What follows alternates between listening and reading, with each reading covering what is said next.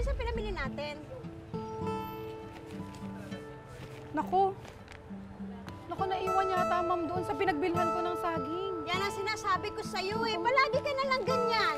Pwede naman po nating balikan. Yan, ganyan ang katwira mo. Balikan, balikan. Bakit? Anong klase kang katulong? Ay, hindi mo kayang gampanan ng trabaho mo. Huwag mo akong hahawakan, Ann. Hanapin mo kung nasan yung plastic na pinamili ko. Trabaho mo yan, gampanan mo yan. Paano na lang pinapasahod ko sa'yo? Hahayaan mo lang bang pagsalitaan ng masasakit ang kasambahay? O isa ka sa magtatanggol sa kanya? Sa isang survey na isinagawa ng Hong Kong-based group na Mission for Migrant Workers noong 2013, 58% ng 3,000 domestic helpers sa Hong Kong na karamihan ay mga Pinay ang nakararanas ng verbal abuse. Kaya naman isang social experiment ang aming isasagawa tungkol sa public shaming o yung lantarang pagpapahiya sa isang tao sa isang pampublikong lugar. Ano sa'yo sa pinamili natin? Sinimulan namin ang experiment dito sa isang sidewalk sa Cubao. Ano po? Meron po ba? Sinabi pang ko isa? sa'yo eh. Diba? Ikaw talaga, lahat na lang ganyan. Baka iniwan mo na naman doon. Ma'am. Ay naku, wag mo nga akong hawakan. Saan mo naman iniwan yan? Pinapasahod kita, tas ganyan ka? Wala pang 5 minuto nang mapansin na ng mga tao sa paligid ang pang-aalipusta ng amo sa kasabwat nating yaya. Trabaho mo yan. Wala akong pakialam kung magmadali tayo. Basta trabaho mo, gawin mo. Kaya nga kita sinama eh. Huwag mo nga akong hawakan, di ba? Ayaw na ayaw ko na hawakan ako kahit sino. Ang mamang ito na nakadilaw, hindi may alis ang paningin sa namamahiyang amo. Ibawas mo na lang. Ibawas mo na lang. Huwag ka nang magalit. Maya-maya pa. Responsibilidad mo yan. Tulong ako. Saan banda ko nawala? Nako, Ano ba nawala? Meron po kasing isang paper bag po na iwanan Saan ko. banda na yun? Sa palengke? Oh, hindi ko po alam kung saan ko banda na iwan. Pero kasi po, Hindi natin mahanap yun. kasi po umikot po kami. Umikot po kami. Paper? Po. Ano lagayan? Paper bag po. Paper bag. Bayaran mo na. Hindi, hanapin natin. Ang babaeng nakapula na kanina pang nagmamasid, halatang dismayado sa nasasaksihan. Ilang sandali pa, hindi na nga nakapagpigil ang babae. ha? Sa akin ka makinig. Sa akin mo sabihin bakit mo ginawa at ba't mo iniwan. Ma'am, pasensya na, hindi Diba? ko naman sinasadya. Puro ka ganyan. Hindi ko po talaga sinasadya. Ewan ko sa'yo, Ann. Mission accomplished sa ating first attempt. May 2 agad na nagmalasakit. Nabigla po ako kasi pinapagalitan yung katulong. Kasi parang hindi nito makatao, hindi nito makadiyos ng amo na to. Kaya bigla na lang ako lumapit para kung anong nawawala, baka sakali makatulong ako. Kasi po, isa rin po akong katulong. Siyempre, nakarating na rin po ako sa Middle East, hindi ko yung naranasan yung pang-api. As a katulong, nasasaktan din ako sa katulad ko katulong na, yan, gaganyan yung mga katulong. Tao rin tayo eh, tumutulong na nga tayo sa kanila, tapos sila, ganyan pa magtrato sa mga katulong nila, di ba? Sa sitwasyon na to, ipinapakita na hindi ibang tao si yaya o si kasambahay dahil ipinapakita doon na nakaka-relate ako sa sitwasyon yan. Huwag mong apihin yan at magsasalita ako against sa'yo dahil mas pabor ako dito sa naaapi. Dito naman sa isang talipapa sa San Francisco del Monte kami pumwesto. May manindigan kaya laban sa pagpapahiya ng amo? Ano sa isang pinamili natin? Saan mo naman nilagay?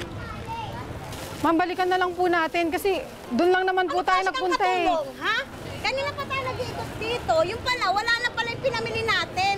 Pinagtitinginan na ng mga taong dumaraan ang 2 nating kasabwat. Hindi nyo nga po kailangan sumigaw eh. Nakakahiya po.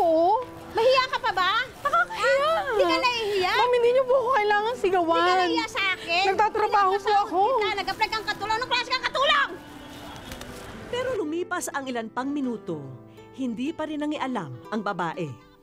Ano nga kaya ang dahilan ng kanyang pananahimik? Kasi nagulat ako tsaka naawa ako dun sa gusto ko na magsalita. Hindi lang ako makapagsalita kasi unang-una, ano naman ang pakialam ko sa kanila, di ba?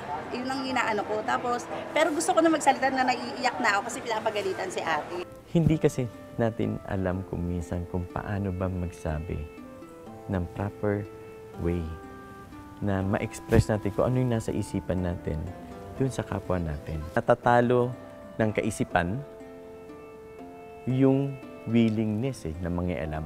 Ipinagpatuloy pa ng aming mga kasabwat ang kanilang eksena. Sayang na pinapasahod ko sa'yo. Hindi ko naman po sinasadya eh, ma'am. Huwag mo ko hawakan.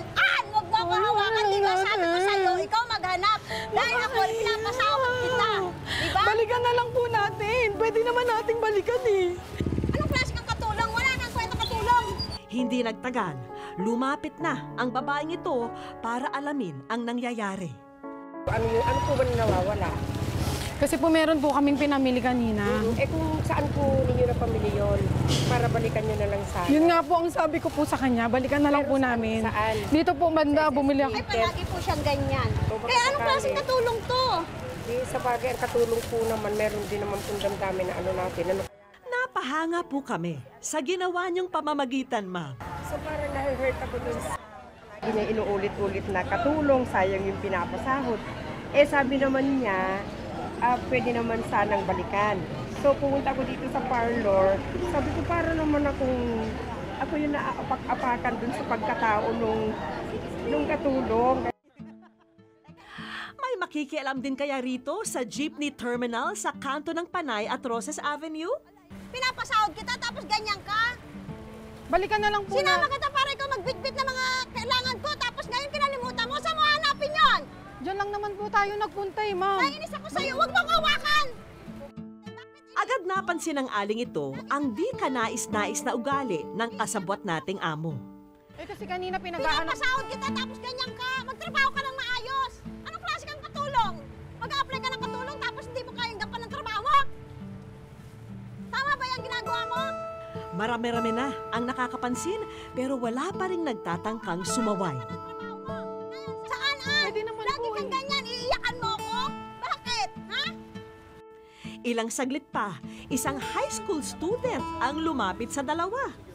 Hindi natakot ang bagets na magsalita laban sa pagkakamali ng mas matanda sa kanya. Naawa ko ako sa natulong kasi umiiyak ko.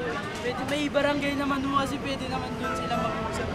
Pag nakakakita tayo ng ganung pagkakataon at hindi na mapigilan, nagiging normal uli, babalikan natin na yung pagtulong sa ibang tao na tayo nagiging boses ng mga mahihina. Ang mga mas nakatatanda naman, tila ba natakot mangialam.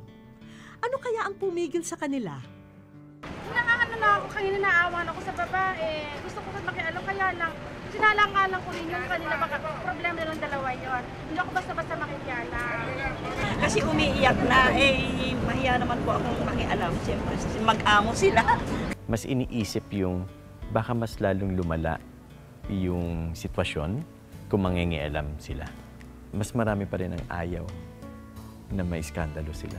Nakatutuwang isipin na lahat ng lugar sa ating pinuntahan ay may nanindigan para sa karapatan ng ipinapahiyang kasambahay. Laging tandaan na ang bawat isa, anuman ang estado sa buhay, ay karapat-dapat na bigyang respeto, may nagmamasid man o wala.